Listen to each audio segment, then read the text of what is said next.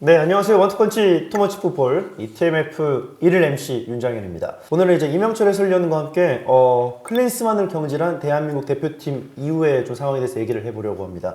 결국에는 이제 클린스만 감독이 뭐 여러 가지 여론도 그랬고 아시안컵 성적 부진으로 인해서 좀 경질이 됐습니다. 맞습니다. 사실 이제 경질을 피하기는 너무 애매했던 상황이었죠. 일단 4강 진출이라고 하지만 우리가 경기 내내 보았던 정말 아쉬웠던 경기력, 선수들의 면면이나 전체적인 우리의 기대치에 비하면 조별리그 때부터 토너먼트 경기들 하나하나 너무 반복적인 전술적인 문제가 좀 드러났고, 심지어는 경기에서의 승리조차도 우리가 정말 선수들의 에너지를 갈고 갈아서 겨우겨우 라스트 미닛 골로 의존해서 이제 올라가는 경우들이 많았죠. 우리에게 이제 뭐 사우디전이나 호주전은 짜릿함을 안겨준 경기들이긴 했지만 좋은 경기였냐고 묻는다면 사실 그러진 않았습니다. 그쵸. 그리고 무엇보다 클린스만 감독이 지난 1년 동안 한국 대표팀 감독을 맡아서 보여준 근무 태만 논란. 네. 자주 한국을 비우고 새로운 선수에 대한 차출을 너무 소극적으로 단행한 결과 우리가 아시안컵에서 정작 써야 될 선수의 숫자가 부족해지는 상황까지 나왔다고 생각을 하는데요. 이런 여러 가지 상황들에 의해서 이대로면 월드컵 본선 진출도 장담할 수 없다는 국민적인 여론이 형성됐다고 생각이 들고, 감독 선임 과정에서부터 석연치 않은 부분들이 많았죠. 그쵸. 과연 이전에 벤투 감독 때처럼 우리가 체계적으로 이 클린스만 감독을 비롯한 그 당시 후보 감독들을 면밀히 조사하고 정상적인 면접 과정을 통해서 올바르게 감독을 절차대로 선임을 한 것이냐, 그에 대한 의문점, 그리고 감독의 근무 태만 논란에 따른 태도 문제점, 그리고 이 황금 세대로 아시안컵에서 무엇을 했느냐에 대한 성과의 문제점, 그리고 앞으로를 장담할 수 없다, 긍정적이지 않은 전망까지, 이런 점들이 종합돼서 저는 경질이라는 결론이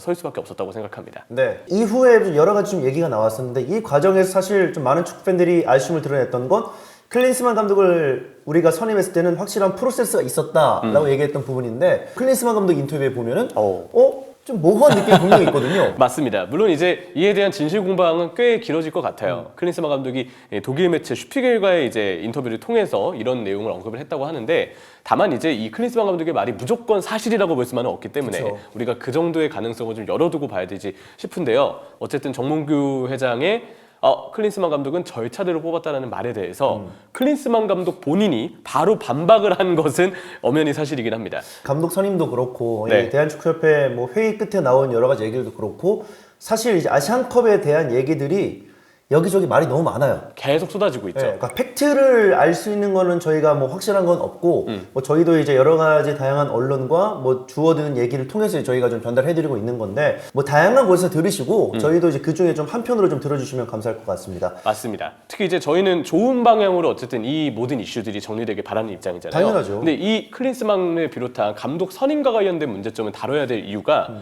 이 과정을 한번 짚고 넘어가야 클린스만 감독을 선임했을 때 우리의 실수를 다시 반복하지 않을 수 있습니다. 그렇죠. 그 선임한 감독이 실제로 굉장히 나쁜 성과를 내면서 감독직에서 쫓겨났잖아요. 그렇다면 그를 데려온, 그리고 만약에 선임 과정에 문제가 있었다면 절차를 무시하면서 데려온 주체도 책임을 져야 되는 게 마땅하겠죠. 네. 그래야 우리가 같은 문제가 반복되지 않을 수 있기 때문에 현재로서는 이 클린스만 감독의 인터뷰 내용을 우리가 짚고 넘어갈 필요가 있다. 우리 정몽규 회장이랑 나는 되게 오랫동안 알고 지냈기 때문에 그냥 농담 삼아서 나 한국 감독 한번 해보면 어떨까, 이런 식으로 가볍게 제안을 했는데 정몽규 회장이 이를 진지하게 받아들였다. 그래서 실제로 클린스만 감독이 생각은 안 하고 있었던 것 같은데 몇 주 후에 정몽규 회장에게 연락이 와서 관심을 보이게 됐다라고 이제 이야기를 했습니다. 그러면 이 과정에서 과연 클린스만 감독을 정말 접촉한 계기가 전력위원회의 회의를 통해서 우리가 가진 것이 과연 맞는지, 그리고 전력 강화 위원들은 과연 클린스만도 감독 후보에 있다는 것을 알고 감독 후보들끼리 철저한 비교와 토론, 논의를 거쳐서 최종적으로 클린스만을 최종 후보에 좁혔는지, 이런 과정들은 지금 이 인터뷰를 통해서 보면 거의 무시됐을 가능성이 좀 크다고 봐야 되겠죠. 그렇죠. 예. 이 클린스만 감독이 우리나라 축구를 한 1년 이상 이끌어온 이 과정 속에서도 안 좋은 부분들이 좀 있었기 때문에 맞습니다. 이런 이제 좀 아쉬웠던 부분은 다 도려내야 되는 상황이고, 이제 앞으로의 상황이 이제 굉장히 좀 중요해지게 됐어요. 그렇죠. 그래서 저는 뭐 이제 새 감독 선임도 그렇고 우리가 계속 대표팀을 정상적으로 운영하는 건 역시 중요하겠지만, 일단 클린스만이라는 감독은 그래도 부진한 성적과 다소 아쉬웠던 그 태도에 대해서 경질을 통해서 책임을 지게 됐죠. 너무 잘 웃더라고요. 네, 뭐 위약금 생각하면 웃음이 나올 수밖에 없을 것 같긴 그쵸. 한데 위약금은 논외로 두겠습니다. 어쨌든 이 사람은 경질이라는 상황을 통해서 책임을 진 것은 맞아요. 다만 이제 앞서서도 말씀드렸듯 우리가 같은 실수를 반복하지 않기 위해서는 이 선택을 내린 이들도 책임을 지는 모습을 국민들에게 보여줄 필요가 있다. 예. 그런 면에서 지금 우리 축구협회 뭐 정몽규 회장도 그렇고 혹은 혹시 우리의 시스템이 무언가 잘못된 부분이 내부적으로 있다면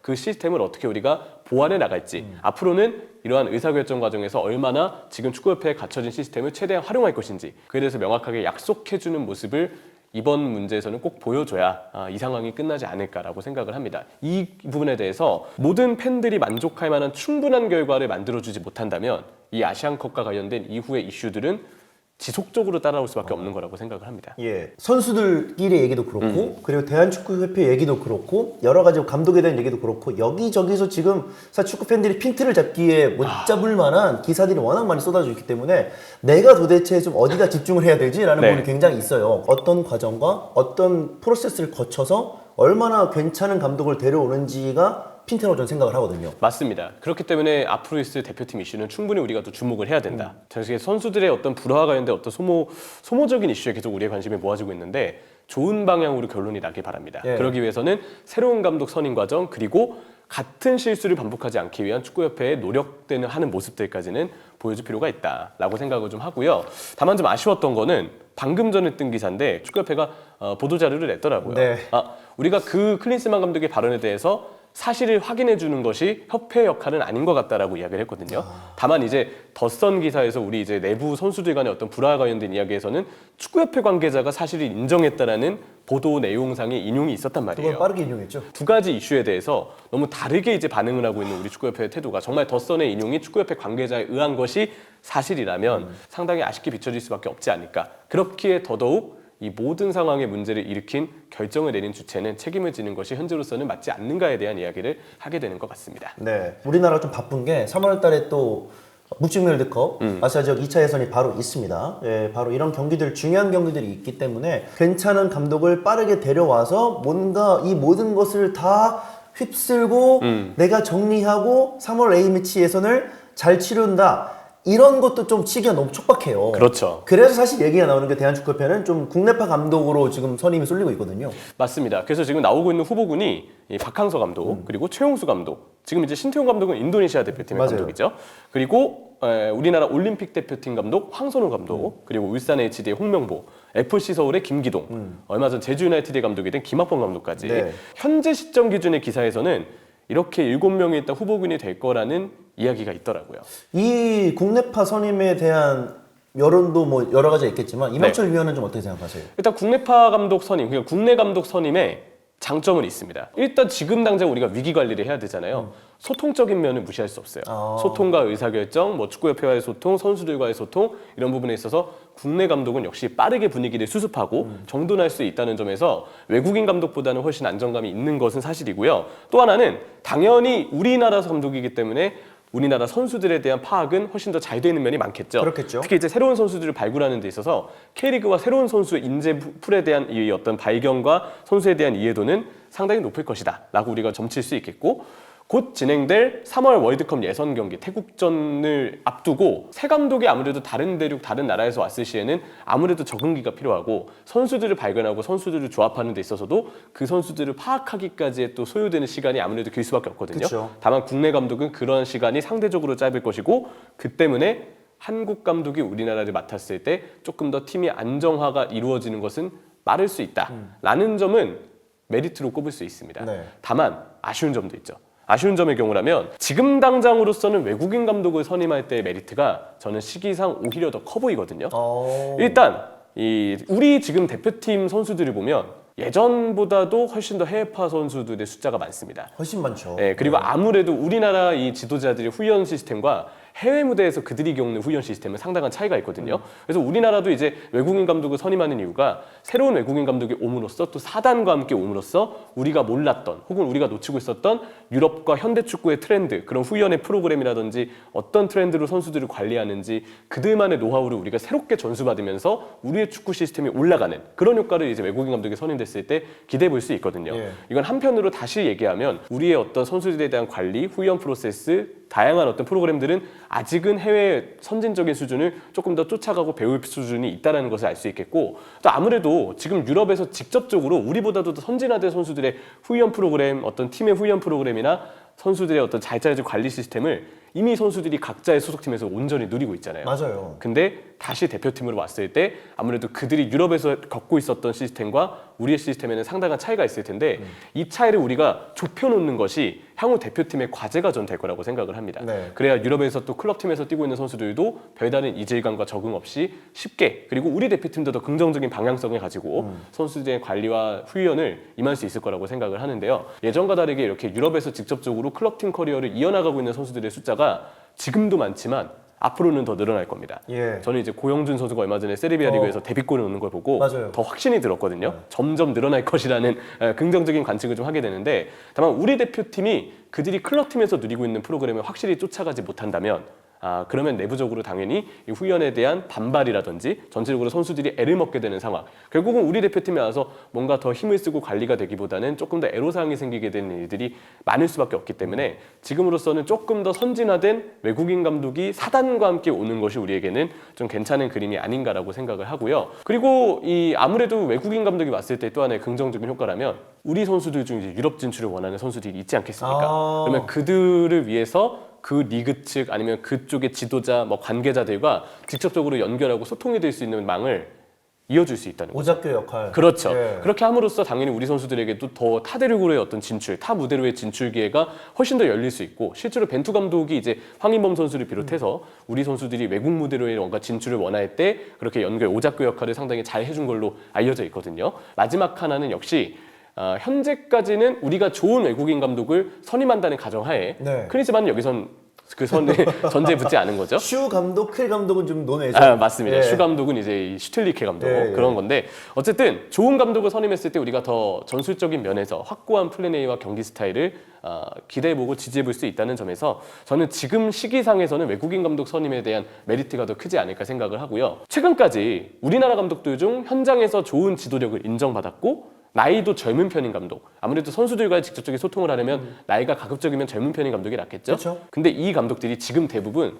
K리그 1팀을 맡고 있습니다. 네. 뭐 기사에서 언급되진 않았지만 이정효 감독도 지금 광주 FC에서 새 시즌을 준비 중이고, 김기동 감독은 얼마 전에 팀을 또 옮겼어요. FC 서울로 또 팀을 옮긴 상황이고, 뭐 신태용 인도네시아 감독도 지금 인도네시아에서 꽤 잘하고 있는 가운데 과연 우리가 선임할 수 있을지 여부는 아직 불투명하다고 봐야죠. 그렇죠. 그렇기 때문에 현재 국내 감독 선임이 오히려 현실적으로 더 어려울 수 있다라는 점을 얘기 드리고 싶습니다. 네. 그런 면에서 사실 이제 협회는 오히려 이 부정적인 좀 언론과 이 팬들의 인식 때문에 외국인 감독 선임보다는 이제 국내파 감독, 국내 감독 선임을 좀 얘기한다. 뭐 이런 얘기도 있거든요. 그렇죠. 사실 제가 그래도 지금 외국인 감독 선임을 주장하고 있지만 좀 이해가 될 수 있는 부분은 지금 위약금 때문에 발생한 재정 압박이 아마 우리 축구협회로서도 적진 않을 거거든요. 네, 그렇기 때문에 재정적인 이유 때문에 지금 당장 외국인 감독 선임을 뭔가 도전적으로 가져가기는 힘들다라고 한다면 그래도 아쉬운 면은 있어요. 예. 분명 우리가 찾아봤을 때 국내 감독보다는 조금 더 비쌀 수 있지만 우리가 조금의 투자를 더했을 시에는 오히려